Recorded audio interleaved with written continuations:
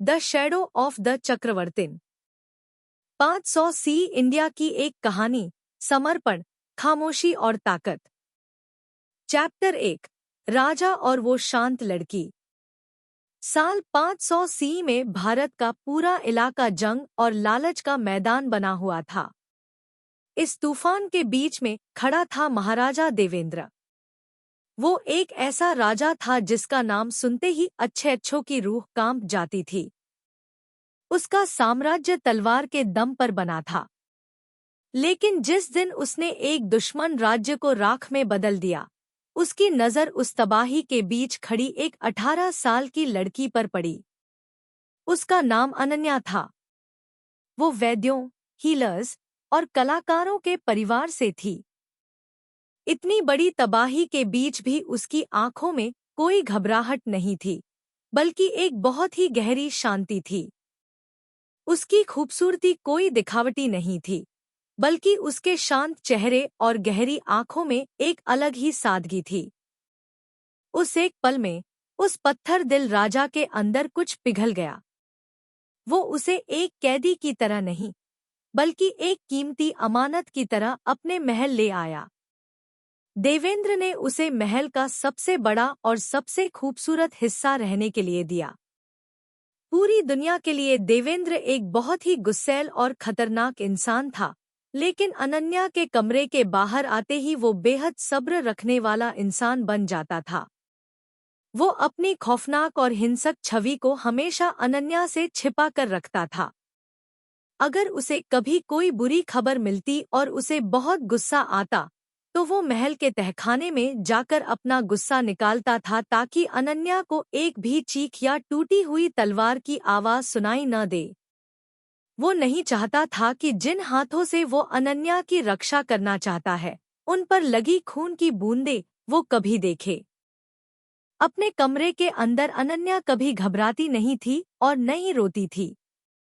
वो शांति से बैठती, हर आहट को सुनती और महल के माहौल को समझती थी।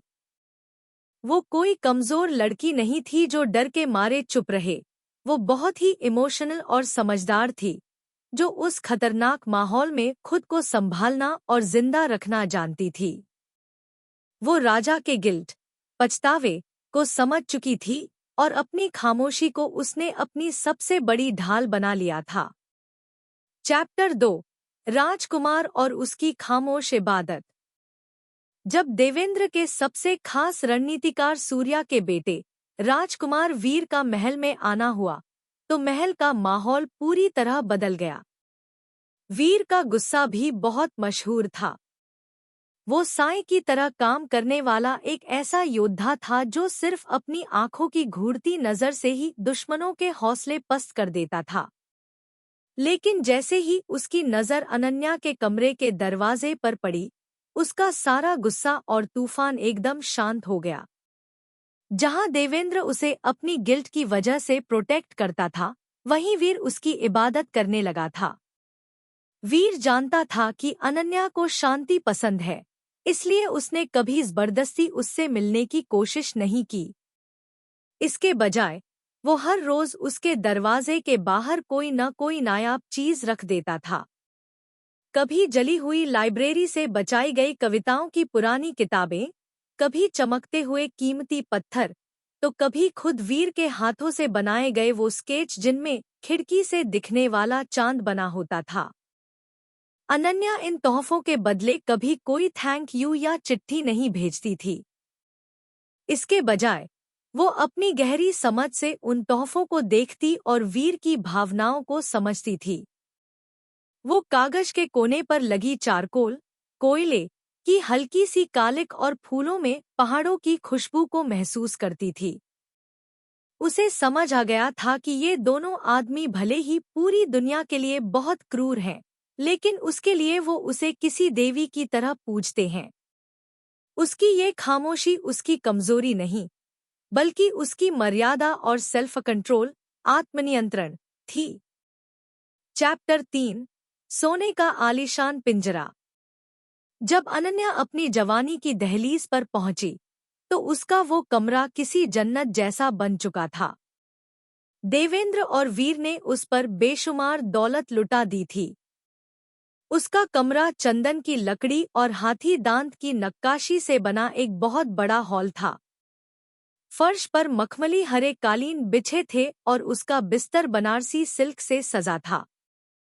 इस कमरे में अनन्या अपनी कलाओं को निखारती थी। वो पुरानी किताबों को पढ़ती और समझती थी। वो वीणा बजाती थी और उसकी धुनें महल के पत्थरों में गूंजकर वहां के हिंसक माहौल को शांत कर देती थी। वो जड़ी बूटियों को पीसकर दवाइयां बनाती और हीलिंग करने वाले काढ़े तैयार करती, जो उस नफरत भरे महल में किसी अमृत की तरह काम करते थे। महल के सारे नौकरों और सैनिकों को कड़ा आदेश था कि वो अनन्या को वहां की होने वाली महारानी मानकर सर झुकाएं।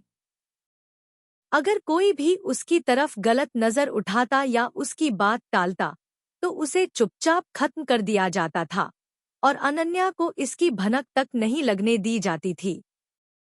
दोनों राजाओं ने कभी उस पर चिल्लाया नहीं, न ही कभी उस पर हाथ उठाया।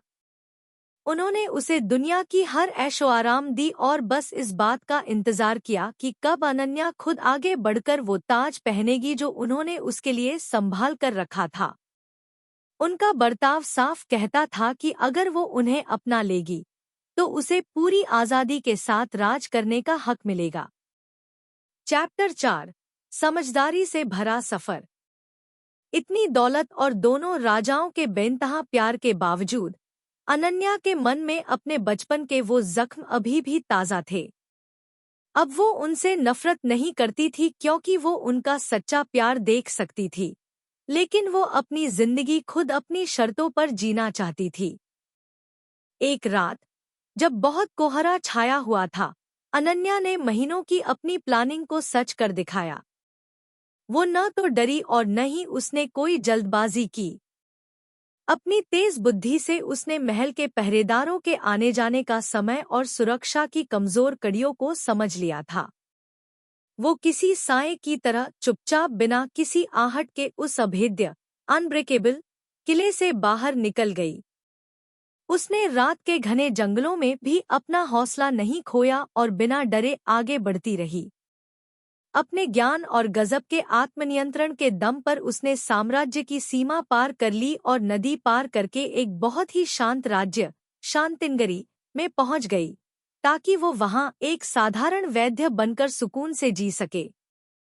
जब सुबह देवेंद्र और वीर को पता चला कि अनन्या का कमरा खाली है, तो उनका सारा कंट्रोल टूट गया। उनके भयानक गुस्से से पूरा महल थरथरा उठा। देवेंद्र की आवाज इतनी गहरी और खतरनाक हो गई कि उसने तुरंत पूरी सेना को तैयार होने का हुक्म दिया। उसका सिर्फ एक ही ऑर्डर था, अनन्या को ढूंढो, उसे बाहर की दुनिया से बचाओ और जो भी राज्य उसे वापस लाने के बीच में आए, उसे तहस-नहस कर दो। चैप्टर 5, सच्चे प्यार की जंग। अनन्या को शांतिनगरी के दयालु राजा कल्याण के यहाँ शरण मिल गई। वो उनकी अच्छाई की कद्र करती थी, लेकिन उसकी रातें बेचैन थी। उस शांत महल में रहते हुए वो अक्सर उस सुकून भरे माहौल की तुलना उन दोनों खूंखार राजाओं के पागलपन भरे गहरे प्यार से करती थी जो वो पीछे छोड़ आई थी। वो जानती थी कि मर्दों के ईगो, अहंकार से भरी इस दुनिया में उसकी खामोशी ही बेगुनाह लोगों की जान बचाने का सबसे बड़ा हथियार बनेगी। और फिर अनन्या के 18वें जन्मदिन की सुबह शांतिनगरी की सीमाओं पर जंग के काले बादल छा गए। देवेंद्र और वीर ने अपनी पूरी ताकत के साथ हमला कर दिया था। ये जंग किसी दुश्मनी के लिए नहीं थी, बल्कि अपनी दुनिया की सबसे अनमोल चीज को वापस पाने की एक दीवानगी थी। वीर मैदान जंग में एक मौत के फरिश्ते की तरह लड़ रहा था। जो भी उसके सामने आ रहा था वो खत्म हो रहा था। लेकिन जैसे ही महल के भारी दरवाजे टूटे और वीर ने आंगन में अनन्या को बिल्कुल शांत खड़े देखा, तो वो खूंखार योद्धा कहीं गायब हो गया। उसके चेहरे से वो भयानक गुस्सा एकदम गायब हो गया। उसने अपनी खून से सनी तलवार वहीं जमीन पर गिरा दी और लड़खड़ाते कदमों से आगे बढ़ा। उसकी आंखों में अनन्या को सही सलामत देखने की एक बेपसी और सुकून था। वो ऐसे खड़ा था जैसे अनन्या के फैसले का इंतजार कर रहा हो। अनन्या उस मलबे और तबाही के बीच बिना डरे खड़ी रही। दुनिया के दो सबसे खतरनाक और जुनूनी मर्दों के सामने भी वो जरा भी नहीं हिचकिचाई। उसने अपनी इमोशनल इंटेलिजेंस से वीर की आंखों का सच और उसके पीछे खड़े देवेंद्र की बेपसी को पढ़ लिया था। उसे समझ आ गया था कि अब भागना कोई समझदारी नहीं है। उसकी असली ताकत उस सत्ता और प्यार को अपनाने में थी जो वो दोनों उसे सौंप रहे थे। एक धीमा और संभला हुआ कदम आगे बढ़ाते हुए उसने वीर और फिर देवेंद्र की आंखों में देखा। उसने अपना हाथ आगे बढ़ा दिया। ये खामोश मंजूरी एक बहुत बड़ी शांति संधि की तरह थी। उसने उस अंधकार को लड़कर नहीं, बल्कि उस अंधकार पर राज करने वाले राक्षसों के दिलों पर काबू पाकर जीत लिया था।